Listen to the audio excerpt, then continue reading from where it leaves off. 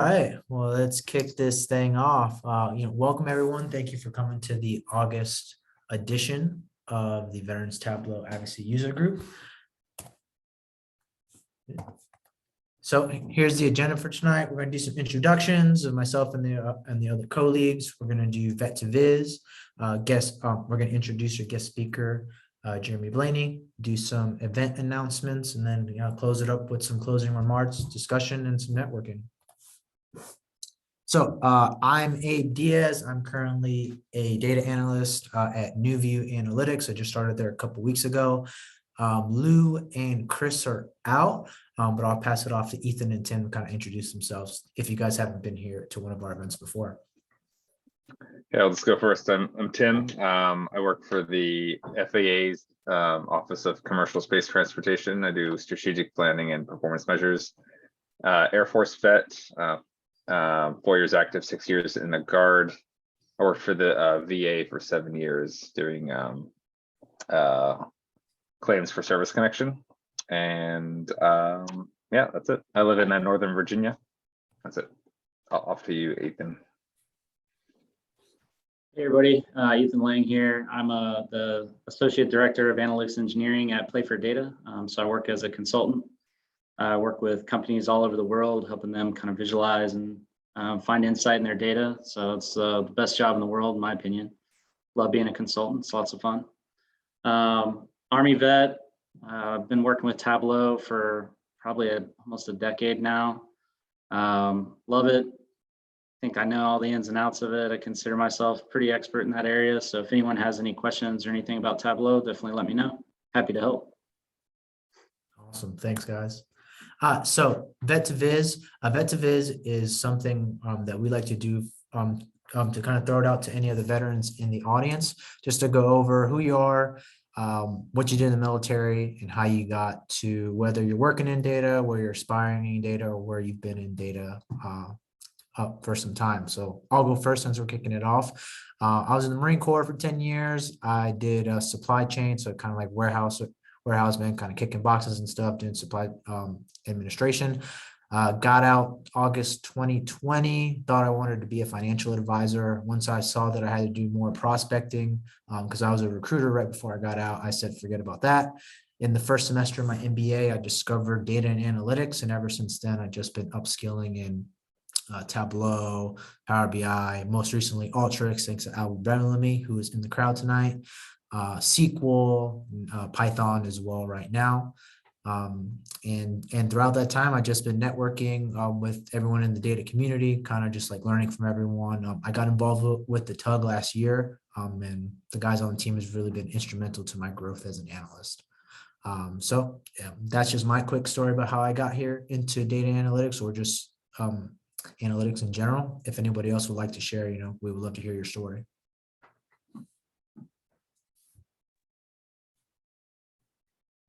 Good evening, everybody. I got introduced to it through Albert a while back. I didn't know that I actually wanted to do data analytics, but right now I'm doing a skill bridge as Tableau Salesforce. I'll be in it for the next 6 months.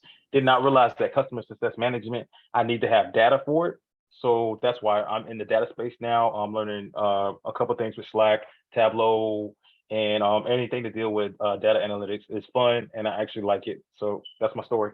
Oh, I'm in the Army. I'll be out of the Army in the next 9 months here in Fort Eustis, Virginia. Awesome. Congratulations on your congrats getting out. Anyone else? I'm Michael. I live in Nashville, Tennessee. I was an infantryman with the 10th Mountain Division. Did 4 years back in 2007 to 2011. After I got out, I came to Nashville to go to school. I got my business degree, and then I got an MPA. After wandering around a little bit, started doing some veteran stuff for a college, and that really started getting into data, trying to look into student veterans and whatnot.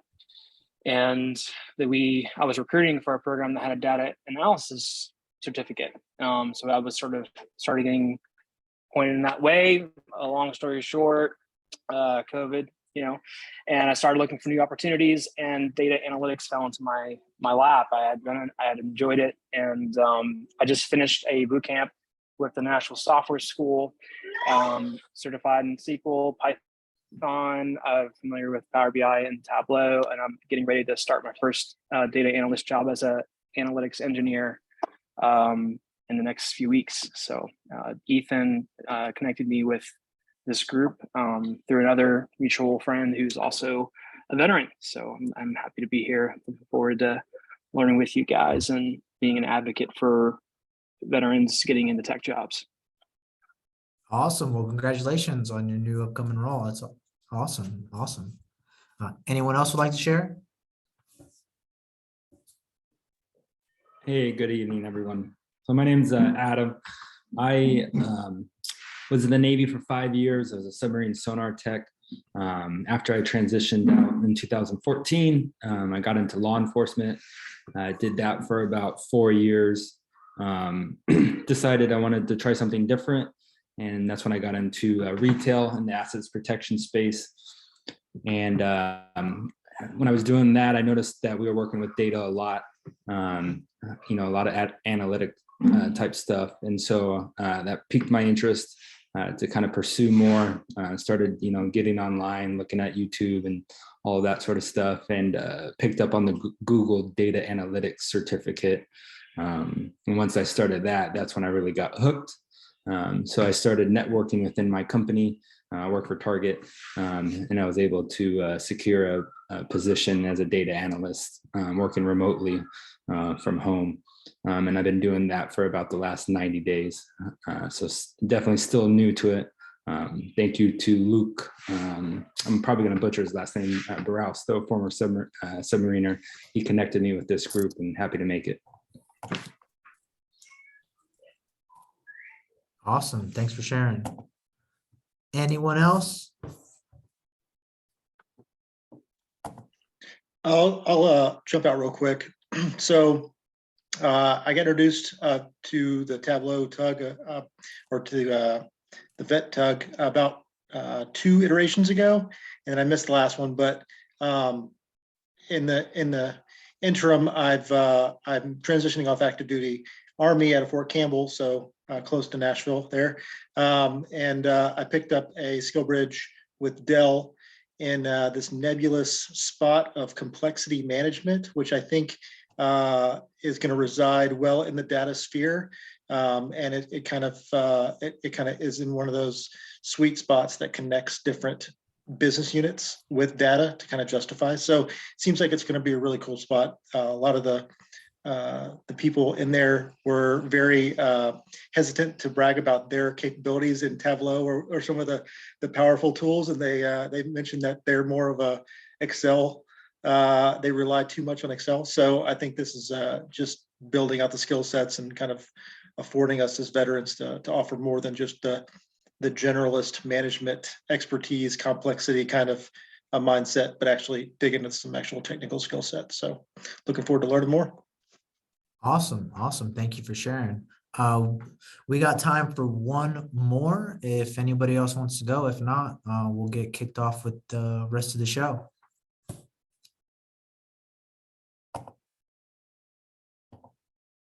Going once, going twice. All right, let's move on. So now it's time for the main event. So Jeremy Blaney, he is current head of data intelligence at, I'm going to butcher where you work, I'm sorry, Sisu. He's former director at Tableau, former Air Force intelligence officer. So Jeremy, I'm going to pass the mic and the stage off to you. Thank you for talking to us today. Yeah, absolutely. No, thank you for having me. Can y'all hear me? Can you see my screen? Thumbs up from somebody? Cool. All right. Let me just move some stuff around so I can kind of see people and talk at the same time. But I can't do 2 things at once. So there we go. Well, hey, yeah. Good evening, everybody, and thank you for having me. on this iteration of the Veterans Tableau Advocacy Group thing. Yeah, as Abe mentioned, currently I'm the head of market intelligence and strategy at Sisu Data. For those of you who aren't familiar with Sisu, which is probably most of you, Sisu is a Series C startup that's backed by a couple of prominent investors. Bottom line, Sisu, we describe it as a decision intelligence engine. And I'll get to that towards the tail end of this talk. Sisu augments everyone with AI and ML-powered automated analytics, delivering very fast, very comprehensive, and very actionable insights on large amounts of data. In other words, what we're hyper-focused on doing here at Sisu is bringing the full spectrum of analytics to everyone in a very no-code or maybe a low-code way, so that way people can make the right decisions and drive metric improvement across all workflows. I'll get into what Sisu actually it is and how it differs from business intelligence applications, as well as the more advanced world of data science towards the tail end of this talk. As was mentioned, I served in the Air Force for about 13 years. I did about 8 years on active duty. 4 of that was an enlisted version of me. The other 4 of that was an officer version of me. Eventually, I went on to serve in the Air National Guard for an additional, 5 years or so. I consider that my insurance policy. I wasn't quite sure if I was going to make it as a civilian, and I didn't want to be a statistic. And so I figured, shit, the Air National Guard is a good way to, again, provide myself with that sort of peace of mind. After my time in the military, I went on to work at Bank of America, and that's where I got into the world of, analytics as we all have been describing it here thus far. And then I went off to work at Tableau pre-acquisition and then Tableau post-acquisition, supporting Salesforce with some special projects. Today, I'm going to walk everybody through my journey from what I call no intelligence to decision intelligence. So my journey, begins in 2003 when I first enlisted in the Air Force as a brand new, Airman First Class. I didn't have a good understanding of myself or certainly the world around me, hence no intelligence. In 2010, I crossed over to the dark side. I commissioned as an officer in the Air Force. I was an intelligence officer. And for the next 4 or 7 years, rather, 4 on active duty and then 3 in the Air National Guard, I served in the world of military intelligence, hence military intelligence. Eventually, I went off and I left the military behind, joining the world of business intelligence through stints at Bank of America, Tableau, and Salesforce. And now here I am at Sisu, right? I've only been at Sisu for about 4 months. And really what I'm trying to do is figure out what lives beyond the world of business intelligence. And I believe that is decision intelligence, which we'll get into, again, towards the tail end of this thing. So for the next 45 minutes or so, I'm going to walk everybody through these various chapters, of my life. I'll share some stories. I'll share some, thoughts, insights, observations, whatever you want to call them that you can take with you. My story, it's my own. I'm not saying that my path is perfect and that everyone should follow in my footsteps. On the contrary, I have had a lot of ups and downs throughout the past 20 plus years of my life, but I do think that there are lessons that we can learn from each other, and the way in which it's best to understand what those lessons are is through talking about our stories. I want to keep this fairly conversational, and so though I've got a talk track, bullet points that I want to hit, if you have questions along the way, feel free to come off mute, interrupt. Feel free to just raise the virtual hand, make a bird sort of caw sound, whatever you need to do to get my attention. But bottom line, let's have a conversation around this kind of thing. Also, if you're on the East Coast, as I am, I live in the Washington, D.C. metro. I live in Northern Virginia. It's after 6 o'clock, and I know several of us are having a beer as we do this. So here is my very fancy, mug from the 306th Intelligence Squadron out at Beale Air Force Base. Well, no longer at Beale Air Force Base because that mission has shuttered and been transferred over to the Guard. Sound good? All right. So let's start here. going back 20 years is hard to do, but 20 years ago, I was graduating from high school. When I graduated from high school, and I'm sure this will resonate with some of you, maybe all of you, I had no idea what I wanted to do. In other words, I had no idea what I wanted to be when I grew up, right? And so what did I do? I went to college like everyone else. At the end of my first year, I didn't really have much more clarity on what I wanted to study in my second, third, and fourth year and what I wanted to do as a professional career after graduation. I also had a lot of debt to show from that first year in college. Continuing to rack up debt without a clear sense of what I wanted to do long-term didn't seem like a bright idea to me. And so I started to think about, alternative courses of action. Both of my parents were in the Air Force. My mom was in for 4 years and then, got pregnant with me and pulled that card and out she went. My dad retired from the Air Force. He was in for about 20 years and he always talked fondly about his, experiences, right? He was able to travel the world. He was able to have a really big impact in all of his troops or airmen's life.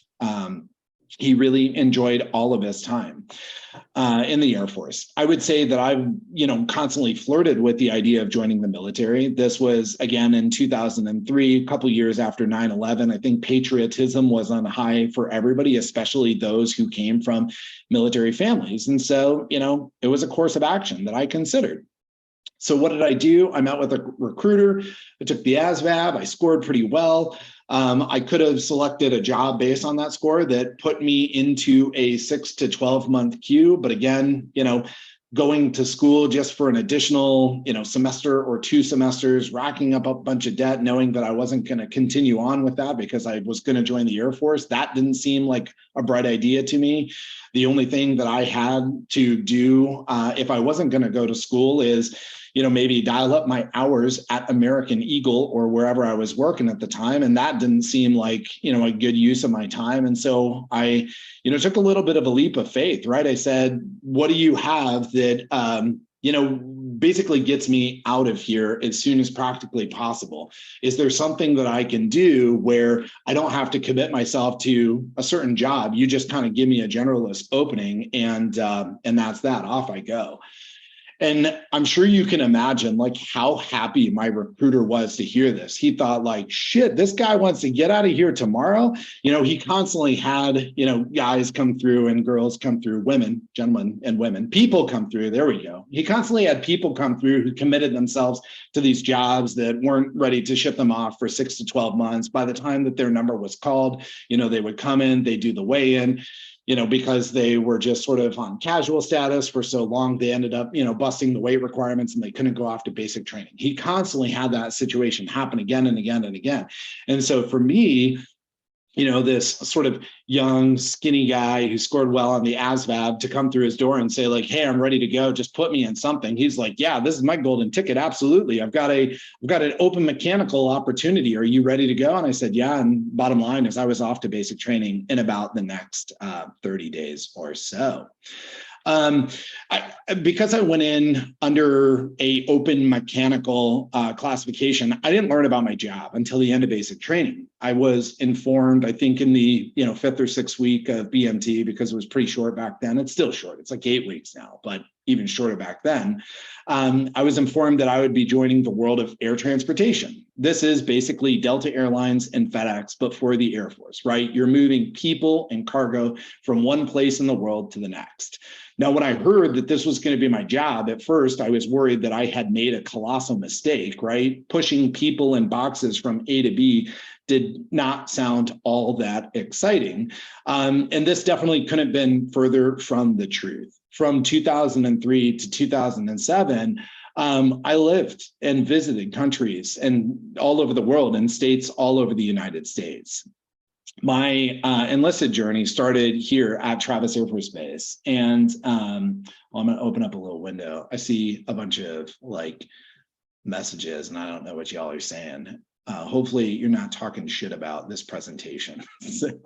But no, so my journey started at Travis Air Force Base in California. It's located just outside of Napa Valley, kind of halfway in between Sacramento and San Francisco. It's a very great spot to be unless you're not 21, which I wasn't. So instead of spending a bunch of time in wine country, as many of my supervisors and older peers did, I spent a ton of time at the very nice mall that was at the very nice Fairfield Mall, right, which had like a Chili's or something like that.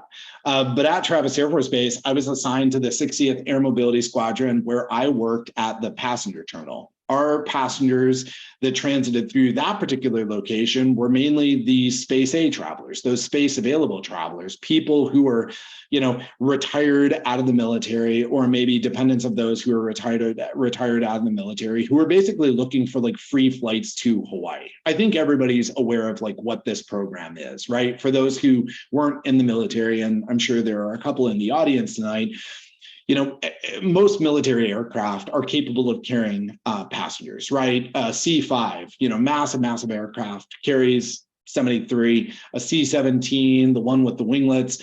I can't remember how many that holds. It depends on the seat configuration. But the bottom line is, like, if that aircraft is going to Hawaii from Northern California and has space available, in other words, like empty seats, and they're not shipping hazardous cargo or something like that, those seats can go to anybody that wants to fill them with, obviously, parameters that need to be met. And that's what we're referring to when I say, space available travelers. But yeah, like I said, most of our passengers were those space age travelers, a bunch of retirees and that kind of thing. And I think, that's where I really developed, I guess, the gift of gab, or at least the ability to really listen to people. I worked the graveyard shift. And on the graveyard shift, our missions were very few and far between. So retirees would come in overnight and they would basically talk my ear off, for hours about their adventures in the military. So shortly after arriving at Travis Air Force Base, and I'm seeing the comment about, obviously you can fit up to 800 plus passengers on a C-17, maybe not street legal, but obviously nobody batted an eye when that was happening, to get, our allies and stuff out of Afghanistan. But yeah, so shortly after arriving at Travis Air Force Base, I deployed, to Qatar. I put that in bunny quotes because, for those of you who are in the Army or pretty much any military service would agree that Qatar is not exactly a harsh deployment, as it were. There is a Chili's, or at least back then, right? We only had a pool, and that pool was only completed halfway through my deployment, which was super frustrating. We had a Dairy Queen, we had a Subway that had some questionable meats. And you're obviously authorized your 3 beers a day. So, for me to deploy there as my first deployment, pretty rough going. At that time, Al Udeid Air Base was pretty much the hub for all passengers and cargo that were inbound and outbound to and from Iraq and Afghanistan. And so, as you can imagine, even though, this was a pretty cush deployment, we worked a lot of, long hours at the passenger terminal and on the ramp, getting people and cargo where they needed to be. My guess is that if you spend time in Iraq and Afghanistan around that same time, 2003, 4, 5, somewhere abouts in there, chances are you transited through, Al Udeid Air Base in Qatar, right? So yeah, that was my first deployment. Made my way there shortly after arriving at Travis Air Force Base. In 2005, I moved up to Anchorage, Alaska. I was stationed at Elmendorf Air Force Base, where I was assigned to sort of a fringe mission for air transportation specialists. I was assigned to a cargo aerial delivery unit for C-130J models and eventually C-17s. We were swapping out aircraft at that time. Every day we would pack parachutes. We would fix those parachutes on top of, training bundles, cargo, that kind of stuff. We would load that stuff on planes. We would venture out to the drop zone. We would wait for the drop to happen. We would recover the chutes and the cargo and rinse, repeat, pack them up again and, fix them to cargo platforms, put the platforms on plane, and so on and so forth.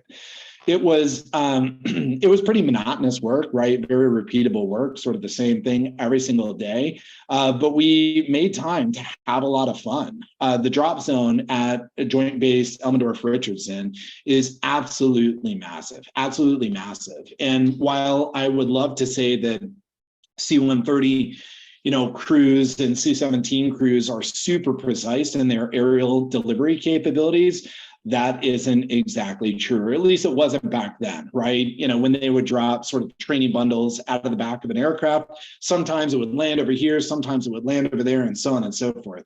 And as you can imagine, like Alaska being in the Great North, the drop zone isn't exactly right for driving on. A lot of mud pits, things get stuck really easily. And so what we had to go out and recover chutes and training bundles and that kind of stuff in the summer was a series of ATVs. So when we go out to the drop zone, we would load up 8 or 9 ATVs, go out there a couple hours early, venture around the trails, and then obviously, clear the drop zone as the aircraft flew in and pick up everything and rinse repeat after that. And for the summer, we had snowmobiles, and that was super cool because, again, the same. We would go earlier, we'd ride those around in the trails, have a lot of fun, and then clear the drop zone, pick stuff up after it was dropped. At this point, or at least up until this point, I really didn't engage with my officers all that much. More often than not, I just saw them as I passed their offices. They were hard at work answering emails and like that kind of thing. But in Alaska, at the 3rd Logistics Readiness Squadron, our leadership really made a point of getting out to see us.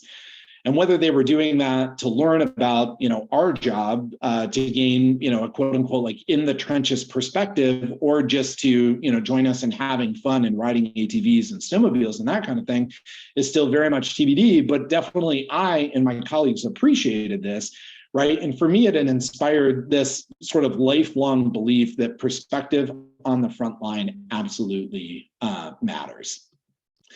My second, quote unquote, deployment was to Incirlik Air Base in Turkey. This was, again, as you can imagine, another hardship duty assignment.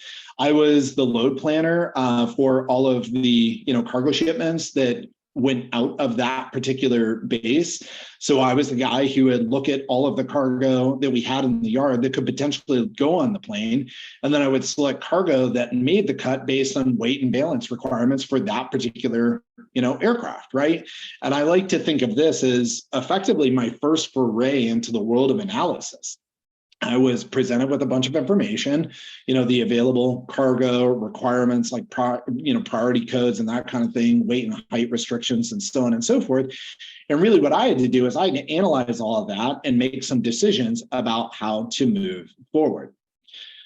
So those were my big, long duration trips, but I also spent time supporting humanitarian relief operations out in the Philippines. I did some end user testing for new transportation software out of Scott Air Force Base, Illinois.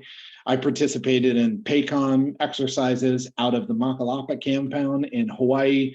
At some point in all of those adventures, I decided I wanted to move on, both out of the air transportation career field and the enlisted ranks. I have a lot of reasons why I wanted to move on, but I think for me, it really all boils down to wanting to take on bigger scope, right? I felt like I had more that I could do, more potential, more that I could take on, that I had more to give. But at the time, I was a staff sergeant, I was an E5, and I wasn't necessarily, given those opportunities because I was pretty junior in the ranks, right? And so I figured the best way for me to leap forward was to earn my commission. So I applied for this thing that the Air Force has. It's called the Scholarship for Outstanding Airmen to ROTC. It's similar to the, Blue to Green program the Air Force has, or Green to Gold program, that the Army has. I was selected as one of the PACAF recipients. Long story short, I was removed from active duty so that way I could finish up my degree. I'm from Michigan, and I had always wanted to attend Michigan State. Huge Spartan fan, as you can probably see from the helmet in the background. And so I chose to go there. And for the next 3 years, I studied international relations and then, participated in Air Force ROTC. So yeah, that is, my enlisted adventure. So, I guess just to sum up that chapter in my life, what thoughts do I have on this no intelligence stage in my career? The first thought is that we need to stay true, to our roots and never forget where we come from. I graduated high school with a 2.97 GPA. I skipped class. I shoplifted and got caught, so I have a record. Can't get global entry, which pisses me off. By all accounts, I was a screw up, right? Joining the military definitely changed all of that for me. As I learned about myself, as I learned about the world around me, I matured as an individual, and I also grew skills that would enable me as a professional, right? Whether it was those early sort of talking skills or those analytical skills, I grew, skills that would ultimately take me far in life. I never want to forget that, which is why I always carry around my Port Dog coin with me. I don't know if people can see it here, but in my wallet, I've got this coin on the left-hand side of my screen. It's the All-American Port Dog coin, and it was given me sort of early on in my enlisted career, and it stays with me in my wallet everywhere I go. The second thing I would say is that you need to live in the moment, right? And collect hardware, so that way you can reminisce. So as I thought about this presentation, I can't tell you how much fun it was to look at my coins and just other mementos that are on my shelf behind me. Every one of these coins, every one of the mementos, they all have a story to tell. And it's not like I sit there and look at them nightly, drinking a scotch and smoking a cigar, though I do love scotch, not a big fan of cigars. But from time to time, my kids come into my office and they ask me about, a coin that's in my, this picture is a picture of like my big coin rack that's over there. They'll ask me a question about those coins or about something on my shelf. And it really is fun to, have that sort of thing to reminisce and tell stories about. And then the final point I'd say is that life plans change, right? So I'm no longer this younger twig of a boy that's standing next to Vince Vaughn. I didn't have plans to join the military. When I joined, I didn't have plans of commission, but here we are. As I learned and as I grew, I made decisions that changed the course of my career and my life, right? It was important for me to be open to change back then. It's even more important for us to be open to change now because the world is changing rapidly, and chances are the next job that you are going to take in your career doesn't exist right here today. So that's one chapter of my life. Quick sidebar. Does everybody know, the history of the challenge coin? Or does there anybody who doesn't know the history of the challenge coin? Any like thumbs up? Everybody knows? I think everybody knows. All right, then I'm not going to talk about this. We're going to blaze through it.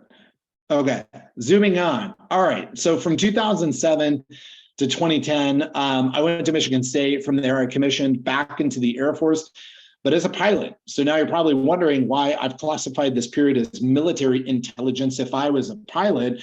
Well, the bottom line is I didn't make it very far in flight school. I should have never, ever, ever commissioned as a pilot in the first place. But at Michigan State in Air Force ROTC, I got roped up in the grandeur of becoming a pilot, right? I listen to the stories from our deck commander and, the rest of the cadre that was basically responsible for operating our detachment. And again, I got roped up in the grandeur of it all. I thought that I could go and fly planes. I could be, Tom Cruise, but cooler and sexier since I'm in the Air Force. And when the call came for pilot applicants, I was the first to raise my hand. Fortunately, I was selected. Fast forward, and I'm off to initial flight school in Colorado after my commissioning. And the first two flights, I realized that being a pilot just simply was not for me for two reasons. First, I thought it was just really, really boring, right? Like literally what we did is we pulled up on the stick to get up to altitude, and then we flipped some buttons, and then there we sat for, a little while until I was ready to do maneuvers. That just seemed very boring to me. And then secondly, and more practically, I just kept throwing up in my flight suit. So, I ended up dropping out of flight school, and I was reclassified into the world of intelligence. I culminated my time as an intelligence officer with an assignment to the 306 Intel Squadron, which is, the patch that's represented here on my Stein. I'll get to, what I did here in a second, but I did a stint in Afghanistan on flight status with the MC-12. I flew in the back seat of this particular aircraft doing airborne signals intelligence stuff. But my first assignment as an intelligence officer was very, very cushy. I was assigned to the now shuttered NATO HQ in Izmir, Turkey. Now it's a Landcom. It transferred just shortly after I left. But when I was there, I wore two hats. One, I did all source analysis for the commanding U.S. general, who, again, at the time I was there, was a 3-star Air Force general. It's now, an Army general of some count of stars. And then I was also assigned to the NATO tactical evaluation team. So what we would do is we would travel Europe, and I would go to the NATO school in Oberammergau, Germany in particular, basically teaching our NATO allies how to do intelligence through, tabletop exercises or, more complex exercises. It was, such a cool job. But what I really began to appreciate through both of those experiences is that context matters. I think those of you who are in the world of analysis today will certainly appreciate this, but rarely is there one magic piece of information that's going to provide, great clarity into what's happening, why it's happening, and ultimately, give you sort of the insight that you need to assess what is going to happen next. It's certainly more complex than one piece of information or one silver bullet. Analysis, in my view, is little more than asking a bunch of whys and bringing in very disparate pieces of information, contextual pieces of information, to answer that why more holistically. So after a year or so in Turkey, this was a remote tour, so I was limited to 1 year. I made my way to the 306 Intel Squadron at Beale Air Force Base. Again, I was back out in California. The 306, super cool mission. It was a squadron of tactical systems operators, so TISOs, who manned the SIGINT systems that were fixed to the MC-12 whiskey. The MC-12 itself has a rich history. In 2008, and some of you will certainly appreciate this, the military was really suffering in Iraq and Afghanistan from a lack of, intelligence in general and airborne intelligence. So somebody had the bright idea to purchase a bunch of King Air 350s from the civilian market and basically outfit them with cameras and sensors, so that way they could rapidly increase their, overhead surveillance capabilities available to, operations that were happening, on the ground. From that bright idea in 2008, it took a year to get it off the ground. The first sortie happened in 2009. I had a home time mission that was supporting our training unit. But again, I deployed to Afghanistan as a TISO myself. One person that I met while serving in the 306 was Chad Duffield. He was a senior master sergeant at the time. We stayed in touch over the years. And when fast forward, I was working at Tableau, and at Tableau, it came time to build out an intelligence dedicated customer success team. He was one of the first people that I reached out to, just because we had established a relationship, back home at Beale in Afghanistan, following, we ended up deploying together. And then as the years went on. So I share that tidbit because I think it's important to recognize that the friendships that you build in the military and invest in as time goes on, that's really important. A lot of people just sort of build those friendships and then they leave them on the vine to die. You can't do that. Those friendships could totally pay dividends in terms of opportunities. And it's super interesting having, who is it? Jared here today, right? Because Chad and I, we're in the 306 together. We deployed to Afghanistan together, stayed in touch as time went on. I went to Chad's retirement ceremony, and he had a woman by the name of Jamie Kavarna, a lieutenant colonel in the Air Force Reserve, facilitate his retirement. And I got to know Jamie a little bit at that ceremony. Fast forward, and we needed to hire somebody to join the team with the DoD focus. Reintroduced to Jamie, and she joined the team. Fast forward, I moved off to a different team out of Tableau. Jamie ended up becoming the manager, and now look at this, full circle. She ended up, probably through Brian Harris more so than Jamie, but ended up bringing Jared on board through the Skills Bridge program. So it's just, it is a 7 degrees or 15 degrees of Kevin Bacon type of thing, right? The relationships that you build, the friendships you will build now, could absolutely pay dividends in terms of career opportunities in the days ahead, but you can't leave them on the vine to die.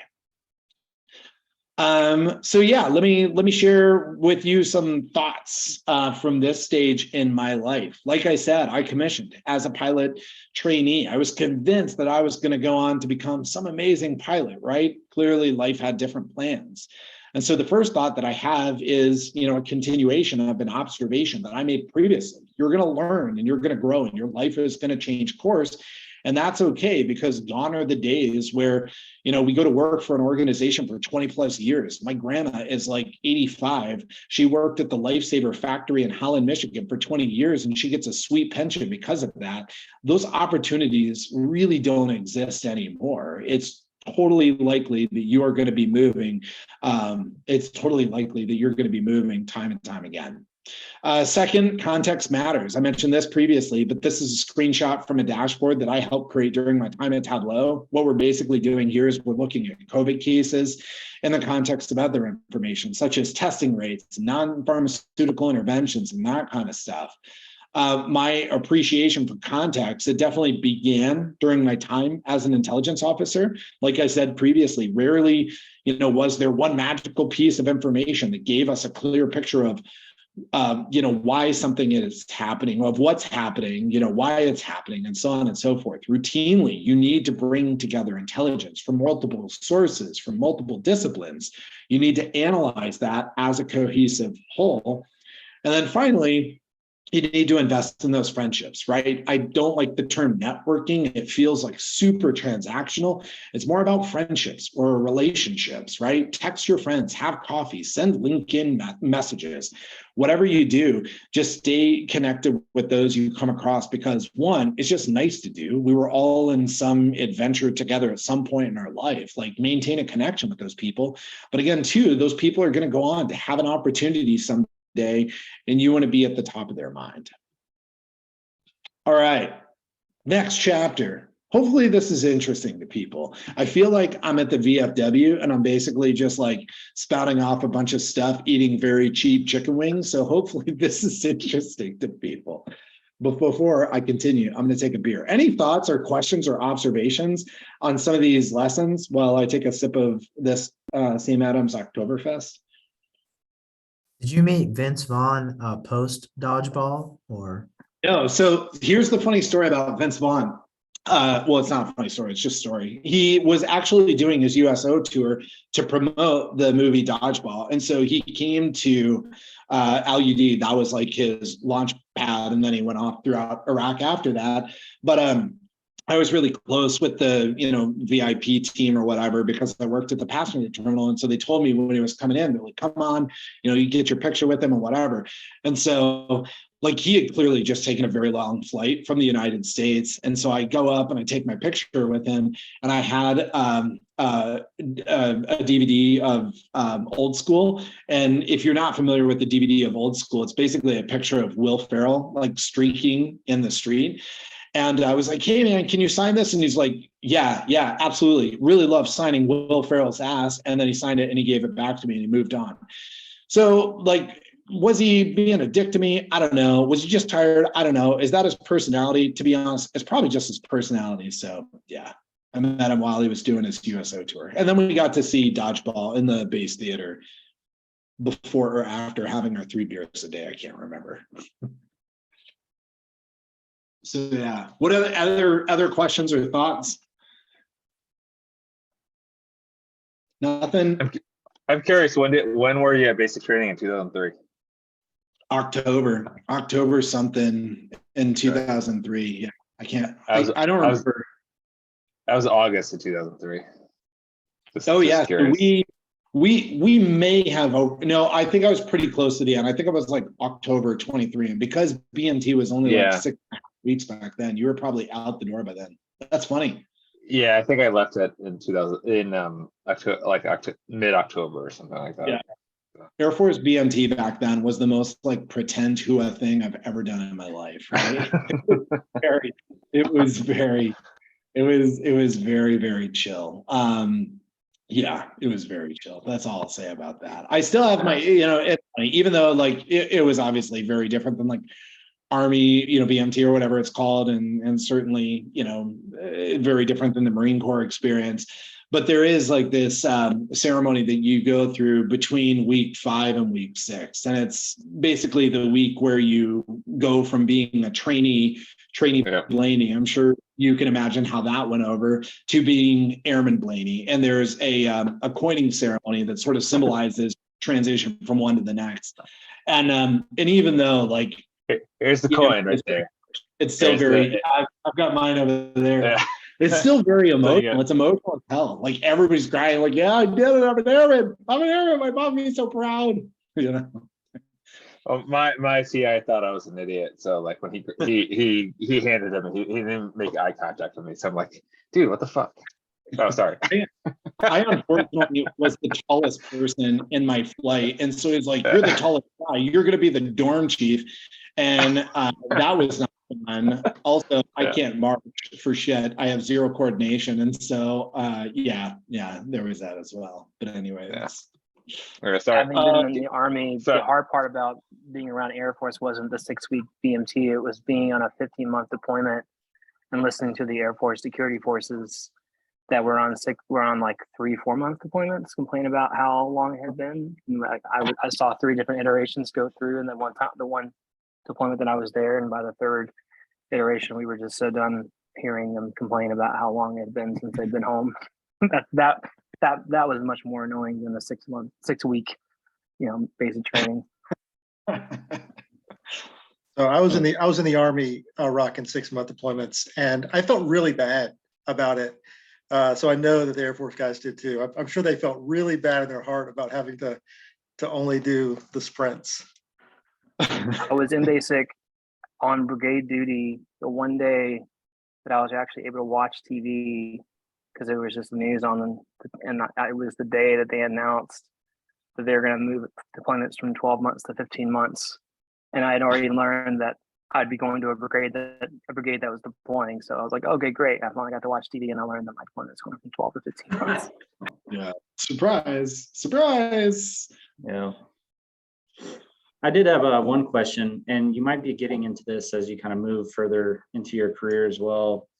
But you mentioned that the officers came down and visited you in one of your duty stations, and that kind of had an effect on morale and stuff like that. I was wondering if that kind of action that your officers took at that time influenced how you personally manage your teams and stuff like that moving forward. Yeah, for sure. There's a couple of thoughts there. So I think it's really important for leadership at all levels to understand, what their teams are doing, right? And there's no better way to gain an understanding of that than to, jump into the trenches, so to speak. And so like when I joined at Sisu, the very first thing that I did is I spent a week just like digging through the product, right? I really wanted to understand this thing that is sort of unifying us all. We're a startup, we're like 95 people big, right? And so, obviously the product is what it is now, but we've got a pretty big vision about where we want to go from here. And that unites all of us in sort of a common purpose. So getting back to it, the first thing that I wanted to do is understand, what people were building on the product and engineering side, what our customer success team was repping after sales, what our, sales reps, our account executives, and our solutions engineers were selling like pre-sales, right? I just wanted to get like a really fundamental understanding of this thing that binds us all. And that earned me sort of immense respect from day one. The fact that I could talk about the product smartly and not just in sort of a high level marketing way, it sort of earned me immense respect by all people that I was working with across this company. I will say, once you start managing individual contributors and once you start managing managers, it is a fine line. Obviously, you want to dive in and gain that perspective, but you also don't want to be doing that on a daily basis because then you constantly feel like Big Daddy Jeremy is watching over your shoulder. And I'm a big believer in you needing, some freedom to fail, to learn for yourself, right? And so there's always a line, and I'll be honest, I cross over it from time to time and just try to establish like a good, healthy relationship with anybody that I, have the privilege of leading, so that way they can tell me that I'm good, I got this, right? Got it. Yeah, thanks. Yeah. All right, let's talk about business intelligence life, which is probably what everybody is most interested in. So as the wars, started winding down around 2016, I found myself wondering if I should stay in the military. Right, the missions that we were conducting ourselves, or the missions that my team was conducting in Afghanistan, they just seemed a lot less exciting as they once were, and a lot less purpose-filled than they once were. On top of that, I just, couldn't see myself going from doing something super cool, like flying on the, MC-12 in Afghanistan, to flying a desk at an FMV, at a full motion video station in the United States somewhere, right? And so I decided to apply for separation. I remember the day when I received my approval notice pretty vividly. I was in Afghanistan, I was checking my email before my flight that evening, opened up the inbox, and lo and behold, there was an email from AFPC. And in that email, it's like, congratulations, you have been approved for separation. And I think I had a small panic attack, right there and then, because I hadn't really given much thought what to do after the military. So ultimately, what I ended up doing was buying myself a little bit of time by enrolling in a master's program at the Fletcher School at Tufts University. Officially, this was a Master of International Business, not a master's, not an actual MBA. I really liked the program that they had because it brought together this international affairs curriculum, which I had been into since sort of my time at Michigan State, with this business curriculum as well. There's a lot of talk about education these days, especially over the past week, right? Is it worth it? Is it not? To me, and this is my view personally, there is nothing like structured learning. Having an opportunity to learn about a lot in such a compressed space of time, there's just nothing like it. I wanted to learn about sort of the relationships between what was happening in the world of international affairs, to be super broad about it, and how finance and accounting and marketing and so on and so forth tied into that. And so ultimately, I enrolled in this program up in Boston. During the summer, between my first and second year, I interned at Bank of America as part of their human resources development program. My assignment for that summer was to a technology implementation team. There's no better way to describe it than that. It was on that team that I first learned about Tableau. We were rolling out Workday to an employee base of about 220,000 active employees, plus probably 50,000 contractors. Beyond that, we wanted to maintain good awareness on, with that deployment, how many trouble tickets were popping up, right? How many people were using Workday, and so on and so forth. And so we turned to our consulting partners from Accenture to ask them to build something that gave us the ability to monitor all of those things. And this dude named John was like, well, I'm starting to learn this thing called Tableau. Why don't I build a Tableau dashboard? I'm like, I don't care, if it's a Tableau dashboard or what, just build something. But when he, showed me Tableau for the first time, I was pretty captivated, right? I knew it was going to be a part of at least my next step, if not my entire future thereafter. I had a background in analysis and military intelligence, but every business intelligence job description that I had ever come across seemed to require knowledge of SQL and other languages that, quite honestly, I just had no experience and didn't prioritize learning over, more business general concepts like accounting, finance, and so on and so forth. In retrospect, a little bit of foul, but whatever. It's never too late to learn. I just need to find the time. With Tableau, though, it seemed like I could do that rich analysis on business data without requiring knowledge of, those languages or complex code. And so I was totally hooked. And so after I graduated from, business school, I returned to Bank of America, and I was assigned to the HR reporting and analytics team. My job, I was specifically aligned to our chief diversity and inclusion officer. My job was to help her understand what was happening with diverse talent, so that way we could attract more diverse talent, be it veterans, people with disabilities, Black African Americans, and so on and so forth, so we could retain more diverse talent, and so on and so forth. Like I said, previously, rarely was there one magic answer about, why we weren't achieving a specific goal, a specific diversity goal. More often than not, it was a series of factors that needed to be understood in context with one another that gave us insight into why one of those metrics was changing, for good or for bad. So I learned Tableau, pretty quickly. By turning to a mix of YouTube videos and forum articles and that kind of stuff, and also relying on the help of a couple of people who have since gone on to other great careers at JLL and other places. And I wanted to share what I was learning with others for two reasons. First, I'm just that kind of person. I like to help other people. But second, I wanted to take vacation time. Or I wanted to go on vacation from time to time. And there's no way to do that if you are the only person who is capable of doing this kind of thing. Single points of failure are dangerous. They're dangerous in the military. They're dangerous in the business world. And I didn't want to be that single point of failure. And so I got very active at Bank of America's Tableau user group, helping people learn about just the power of Tableau by talking about use cases, as well as, helping people learn Tableau from a quote unquote like technical standpoint, right? Teaching them how to do the basics like connecting to data, building vizzes, creating dashboards from those businesses, and so on and so forth.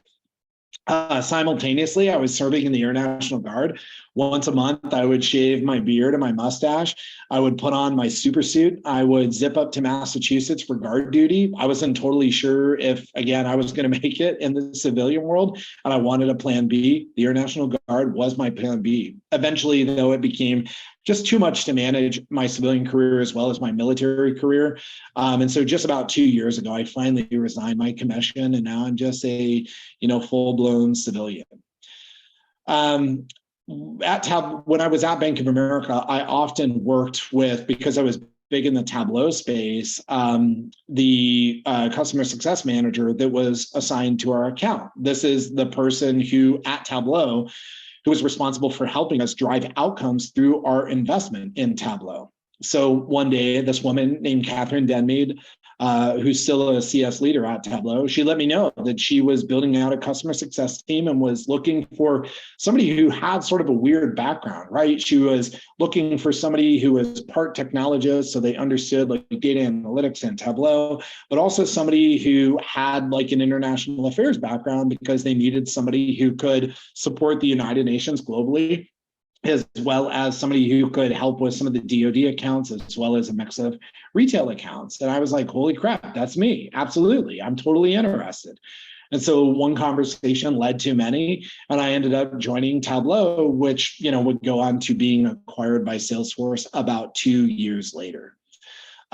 My journey at Tableau started as an individual contributor, right? I came in the door as a strategic customer success manager, and I was assigned to a mix of accounts. I had the United Nations globally, which was super, super cool. I spent time traveling the world, helping the UN try to figure out how to use data to drive outcomes for people on our planet.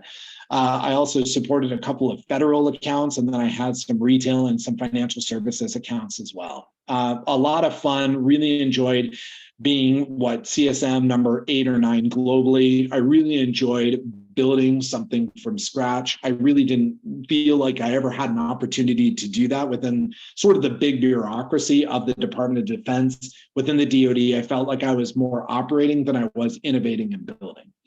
So I did the frontline individual contributor thing for a little while. Eventually, I was asked to build out and lead my own team. So I stood up the federal customer success team, as well as the CS team that supports our global system integrator clients, so the big dogs like Deloitte and Bain and BCG and so on and so forth.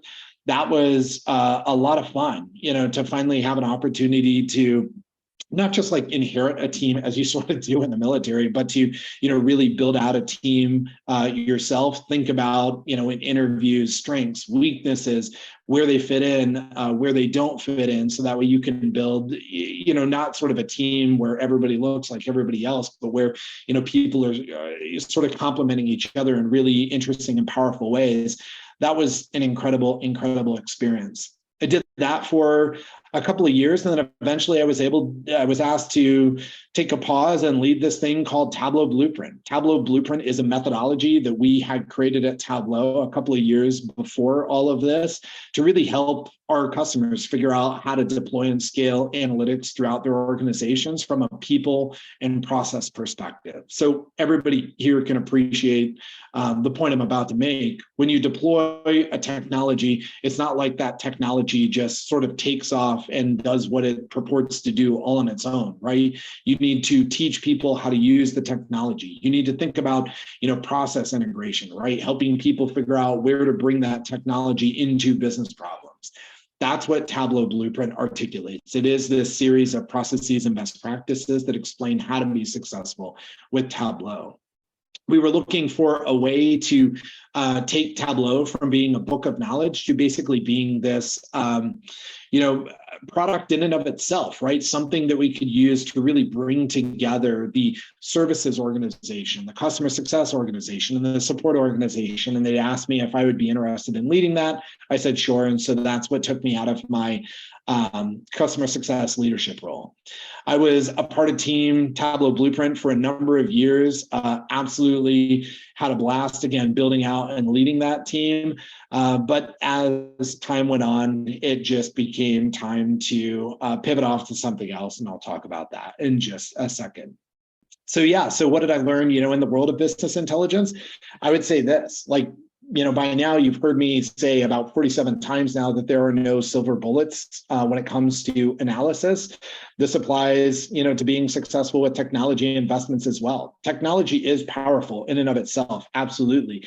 But technology in and of itself is not transformational.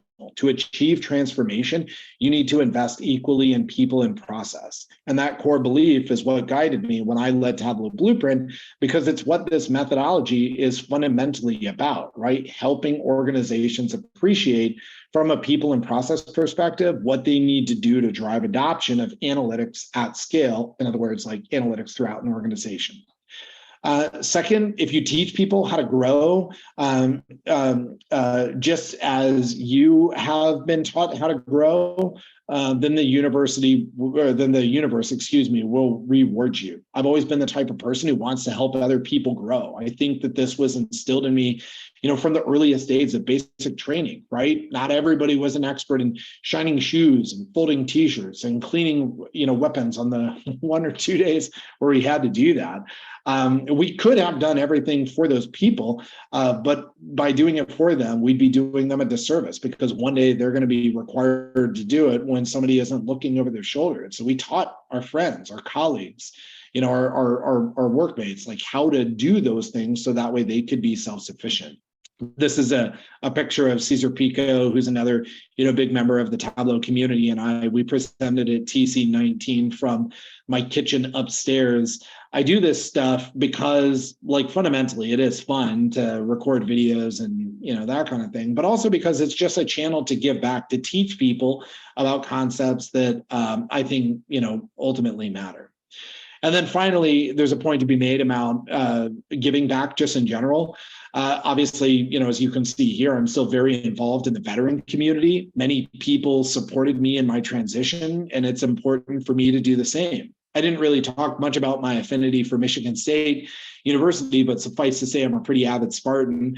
I'm a huge fan of our basketball team. I'm a huge fan of our, football team. I'm also a huge fan of the transformation that Michigan State had on me as a person. Through my coursework, my worldview expanded. I grew new skills while working, various student jobs and more beyond that. Today, I sit on the MSU Alumni Advisory Board, and I help out at local levels as well. I'm a part of the board here at the DC Spartans. My wife and I also recently established a scholarship at Michigan State for students who want to study things that sit at the intersection of, technology and international affairs. If you have money, give money to, the causes you care about. But if you, don't have money and that's not right for you, that's totally fine. There's so many other ways to give back. Time, talent, and treasure. We talk about all three of those things. Find something that means most to you and give back in the way that that you can as of right now. Questions? there was no long pause before I said the football team. Football team's pretty hot right now. I went to the Peach Bowl in Atlanta last year, and we dominated. Well, it didn't dominate, but we beat Pittsburgh, so it was good. Yeah. Any questions, thoughts? Well, I'll take a sip of beer, and then I'll share with you guys what I'm doing here at Sisu. All right. Continuing on, finally, we come to the last chapter of my story, which is all about decision intelligence. So, Tableau and Salesforce, amazing company to work for. I have nothing but good memories to look back on. But the thing that really interests me when it comes to data and the data value chain is that last mile. How does the insight that's being fed to you in the form of a dashboard or story lead to a decision or action? And how do you ensure that that decision or action generates the expected value for the business? That is not a problem for business intelligence to solve. That's a problem, I believe, for decision intelligence. In our view, and I just got done publishing a white paper on this, decision intelligence is really just about helping organizations drive business outcomes by augmenting people with advanced analytics capabilities that are integrated directly into decision-making and operational processes. In other words, decision intelligence lives between the world of business intelligence and data science. I shared just a little bit about Sisu previously, but to hit the highlights, Sisu is described as a decision intelligence engine. We are not a full-on decision intelligence platform. If you Google what is decision intelligence, you will see that Gartner has laid out, several core capabilities of every decision intelligence platform, one of which is stuff like visual decision mapping. We don't want to do any of that. We want to be an engine that powers better decision and an engine that is directly integrated into operational and decision-making processes. So that's why we describe it as an engine. At the bottom, Sisu can connect to your data or your semantic layer through dbt, for example. dbt is doing some super cool stuff, by the way. If you haven't heard about dbt, and I'm not referring to this is a terrible name, by the way. I'm not referring to the behavioral therapy that obviously is used for veterans with PTSD. I'm talking about dbt, the modern data transformation company that I can't remember what the acronym stands for. But anyways, Google dbt data transformation. They're doing some pretty cool stuff. But yeah, so Sisu can connect to your data, your semantic layer. Sisu at the top of the stack here gives you the ability to consume and take action on those insights and any workflows with integrations and API. But then the magical stuff that happens is what's in the middle, beginning with the why. So the why is on the left-hand side here. Imagine, a bar chart or a line chart on your Tableau dashboard. Your consumer sees that line chart is downward sloping. There's been a 20% reduction in sales since last week. The first question that somebody is going to ask, or that consumer of that dashboard is going to ask, is why? Why was there a reduction in sales from last week, right? With BI, and I had this, pain personally when I was at Bank of America, but with BI, it's really hard to answer that question with immediacy or comprehensively. You drag and drop a bunch of dimensions and measures. Maybe you find the answer, maybe you don't. You opt to go with whatever is the most correct instead. And almost always is the answer unidimensionally. Again, rather is there a silver bullet, what you're saying is this is causing this. What Sisu does is we connect to that very same data source. We enumerate and combine every data point across every column, and then we use those combinations to surface the statistically significant factors that are driving that metric change. So think of Sisu really as an engine that gives you the ability to test billions of hypotheses all at once in a matter of seconds, so that way you can, quickly and comprehensively find and deliver those insights at scale, right?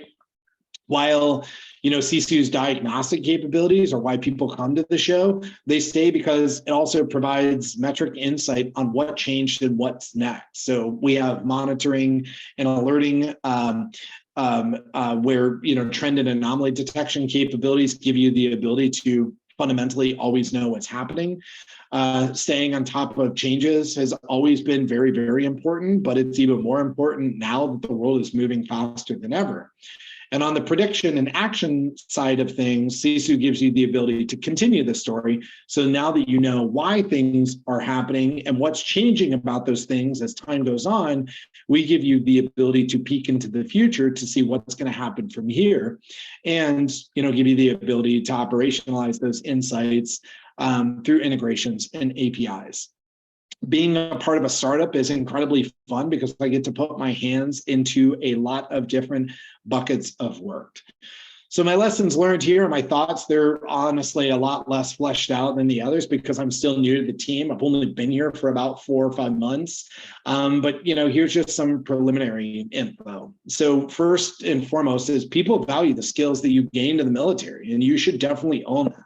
Routinely, people talk about how they appreciate, my military precision, whatever that means, standardization, detail orientation, and that kind of stuff, because it enables us to be a better functioning team and a better functioning organization. It's sort of weird to me that those are basic things that don't exist in the civilian world, but it's totally true. They don't, right? I learned those skills in the military.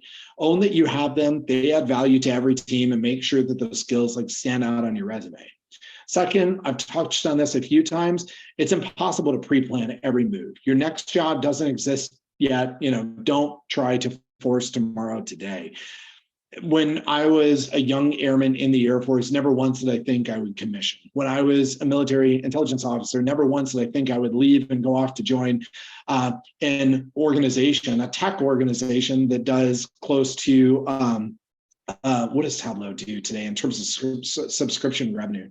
$2 billion a year, right? And it exists as a part of an organization that's on path to $50 billion in revenue by 2025. And never once did I think, when that all happened, that I would go off and, now try to be at the cutting edge of data-driven decision-making, right? Many of these organizations didn't exist 5, 10, 20 years ago. It's impossible to pre-plan every move. Your next job doesn't exist yet. And then the final thing I would say is just have fun, right? I'm a big fan of adding a few days onto the front end of work trips or the back end of work trips. I'm a big fan of being, sort of a clown in work meetings and that kind of stuff. I've never once been dinged for it. I think, history has shown that my career has advanced pretty nicely despite of all of that. It's obviously not always possible to have fun with the military and to add on days onto the front end and back end of trips. It's totally possible in the business world. So get out, see stuff, have some fun. Don't be a workaholic. So that's it. That's my journey in a nutshell. Walked you through a couple of different stages of my life and tried to, share some interesting stories as well as some lessons learned across each step. Hopefully this was interesting. Hopefully you guys found, some value in all this. So anyways, happy to take questions or just, shoot the shit from here.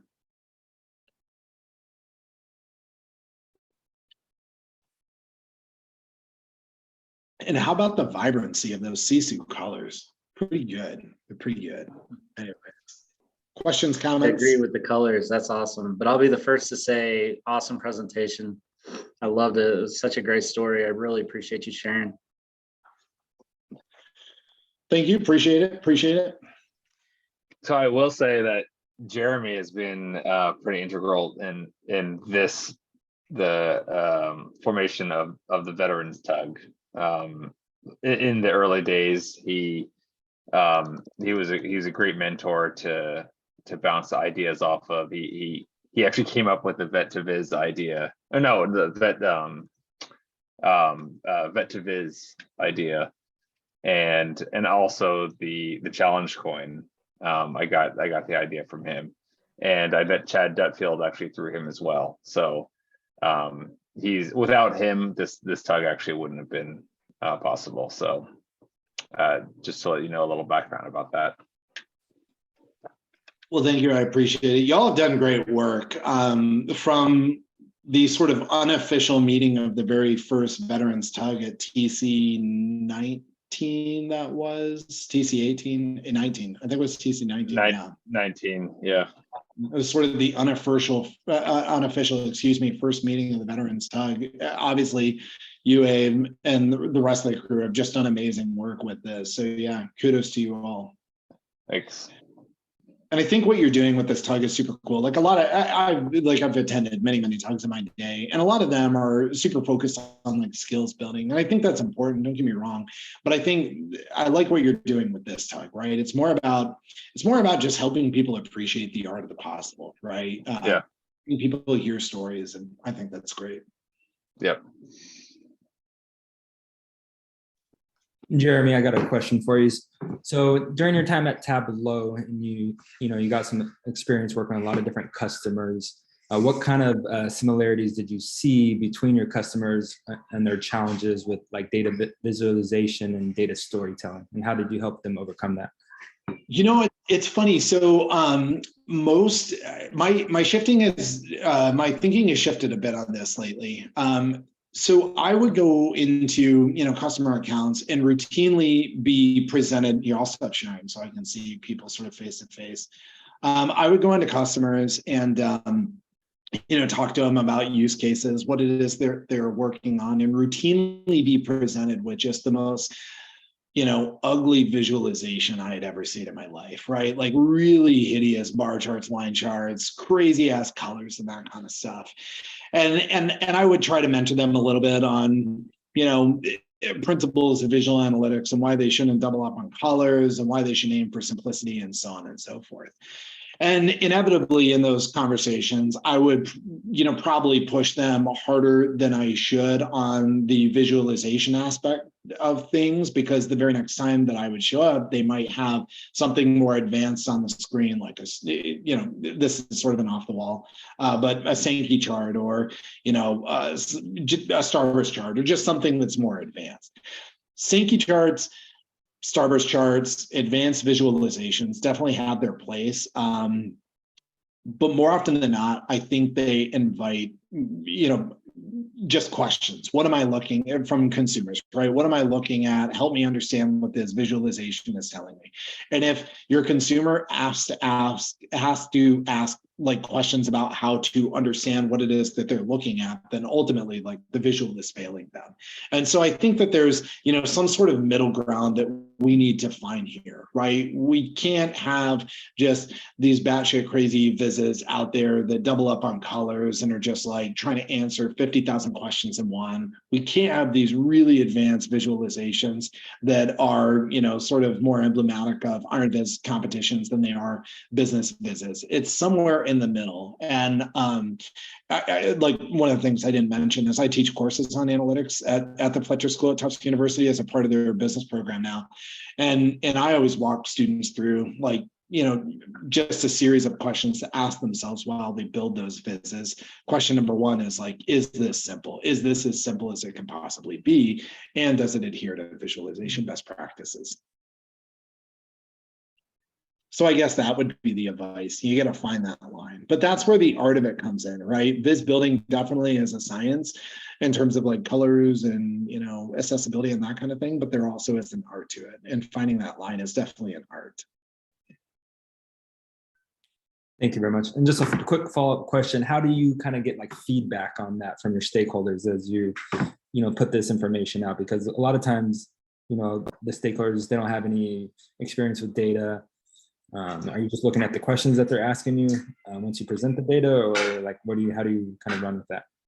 Yeah, that's what I used to try to do, like design collab sessions. Like when I was really in the thick of this stuff, when I was at Bank of America, I would try to do design collab sessions with the chief D&I officer, where we would sort of talk about things iteratively. Never, ever, ever did I begin with a blank slate. In my opinion, it's always easier to react to something than it is to start from scratch when you have like 10 different heads in a room. I believe that for vizzes, I believe that for white papers, I believe that for PowerPoints, I believe that for literally any sort of like creative thing in this world. So I would try to come to something. We'd have some design collab sessions, not where like I'm building on the fly, because that's really hard to do, as I'm sure all of you can appreciate, but really just sort of like show her things and walk her through things, or ask her to do the driving, show things and walk through things. And I would take notes about sort of comments throughout. It obviously doesn't stop when that sort of feedback, design duration, whatever you want to call it, doesn't stop when that dashboard moves to production. They're gonna ask different things are going to pop up, shall we say, as they go off and try to use that going forward. And so I just try to like keep open and honest communication between both parties, so that way you can iterate from there. Awesome. Thank you for answering my question.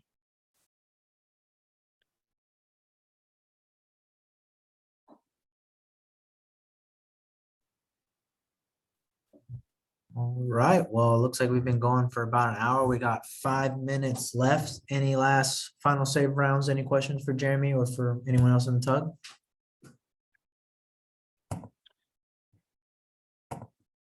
Final comment. Hit me up on LinkedIn and let me know if I can help you at all. Happy to either introduce you to folks, talk about Viz building. Hit me up on LinkedIn. Happy to help. Well, Jeremy, we want to thank you, and we hope you have space on your for one more coin here.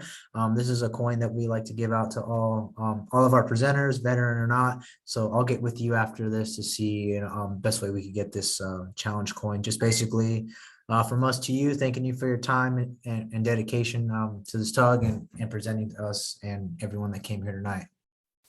Yeah, I appreciate it. That's not going to go in the coin box. That's going to go on the special shelf behind me. So yeah, thanks. Yeah, or Tim, we can meet up for a beer. That's not a bad idea. Let's do that.